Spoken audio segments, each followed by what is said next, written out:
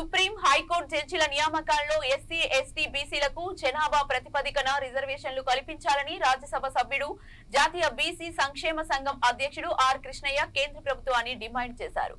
కేంద్ర స్థాయి కోర్టులలో రిజర్వేషన్లు ఉన్నందున పటిష్టంగా అమలు చేయాలని కోరారు. తెలంగాణ బీసీ న్యాయవాదుల సంక్షేమ సంఘం ఆధ్వర్యంలో హైదరాబాద్ బషీర్బాగ్ ప్రెస్ క్లబ్ లో నూతన సంవత్సరం క్యాలెండర్ సంఘం లోగోను ఆవిష్కరించి ఆయన ప్రసంగించారు. కొలిజం పద్ధతిని రద్దు చేసి పబ్లిక్ సర్వీస్ కమిషన్ తరహాలో జ్యుడిషియల్ కమిషన్ ఏర్పాటు చేసి జడ్జిల నియామక విధానాన్ని అమలు చేయాలని కోరారు. న్యాయ వ్యవస్థలో జరుగుతున్న అన్యాయాలపై ప్రజాస్వామ్య పోరాటం ఉండాలని, ఎస్సీ ఎస్టీ బీసీ ప్రజలకు న్యాయం జరగాల్సిన న్యాయ వ్యవస్థలోనే అన్యాయం జరుగుతుందని ఆరోపించారు. ప్రతి జూనియర్ అడ్వకేట్ కు నెలకు 20,000 రూపాయలు స్టైఫండ్ చెల్లించాలని ఆర్ కృష్ణయ్య డిమాండ్ చేశారు.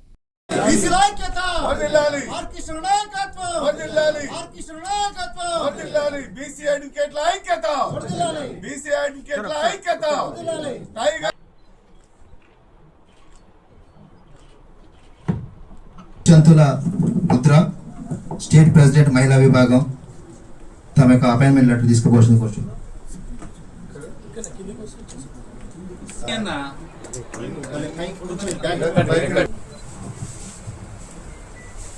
Next name. Sir, again here. Sir. Okay. 1 second, sir. Thank you.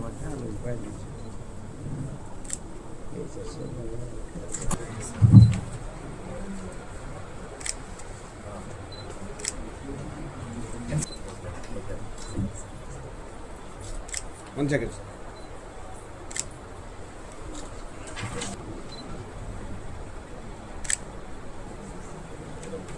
వ్యవస్థ లోపలనే న్యాయ వ్యవస్థ లోపలనే అన్యాయం జరుగుతుంది.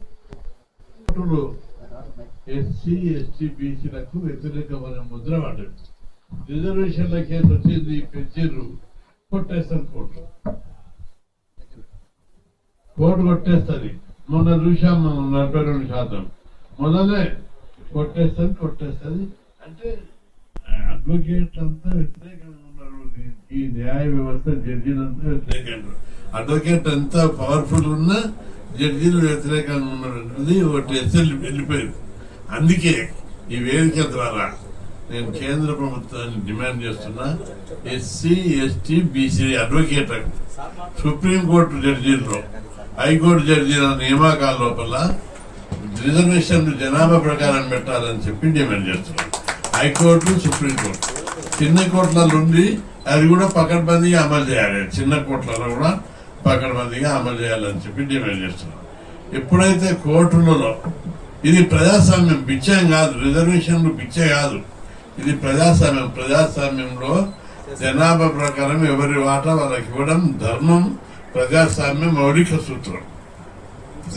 కాబట్టి జడ్జీల నియామకాల లోపల ఖచ్చితంగా రిజర్వేషన్లు ప్రవేశపెట్టాలని కేంద్ర ప్రభుత్వాన్ని నేను డిమాండ్ చేస్తున్నాను.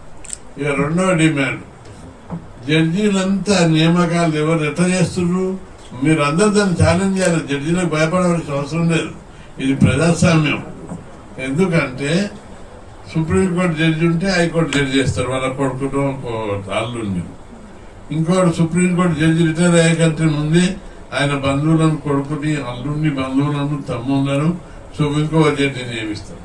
కాబట్టి జడ్జీల నియామకాల్లో బంధుభీతి, అశ్రిత పక్షపాతం క్లియర్ గా కనిపిస్తుంది. కాబట్టి ఇందులో మెరిట్ ఉండాలి, సమర్థత రావాలి, అంకిత భావం, నిబద్ధత కావాలంటే నియామక పద్ధతిని మార్చాలి. కొలీజియం పద్ధతి మార్చి దీన్ని జ్యుడిషియల్ కమిషన్ ద్వారా మెరిట్ పద్ధతితో భర్తీ చేయాలని చెప్పి డిమాండ్ చేస్తున్నాం.